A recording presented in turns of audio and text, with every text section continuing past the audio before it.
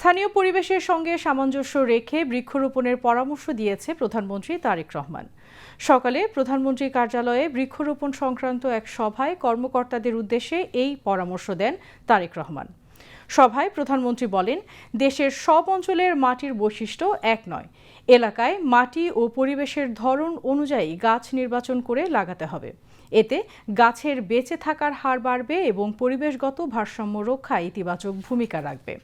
তারেক রহমান বলেন, পরিবেশ রক্ষা, জলবায়ু পরিবর্তনের প্রভাব মোকাবেলা এবং আগামী প্রজন্মের জন্য নিরাপদ পৃথিবী গড়তে বৃক্ষরোপণ অগ্রাধিকার হওয়া উচিত। আগামী 5 বছরে 25 কোটি বৃক্ষরোপণ করবে সরকার। এই বৃক্ষরোপণ কিভাবে করা হবে তা নিয়েও আলোচনা সভায় হয়। আগামী 14 জুন সারা দেশে আগামী 5 বছরে 25 কোটি বৃক্ষরোপণের সরকারি কর্মসূচির আনুষ্ঠানিক উদ্বোধন করবেন প্রধানমন্ত্রী। কক্সবাজারের ডুলাহাজরায় এই অনুষ্ঠানের আয়োজন করা হবে। প্রধানমন্ত্রী তারেক রহমানের সভাপতিত্বে সভায় পরিবেশ ও বনমন্ত্রী আব্দুল আওয়াল মিন্টু, প্রধানমন্ত্রীর মুখ্য সচিব ABM আব্দুস সাত্তার, পরিবেশ সচিব রায়হান কাউসার, পরিবেশ অধিদপ্তরের মহাপরিচালক লুৎফুর রহমান, অতিরিক্ত মহাপরিচালক জিয়াউল হক, প্রধান বন সংরক্ষণ আমির হোসাইন চৌধুরী ও 25 কোটি বৃক্ষরোপণ কর্মসূচি সেলের সদস্য জামাইল বশির জেবি উপস্থিত ছিলেন।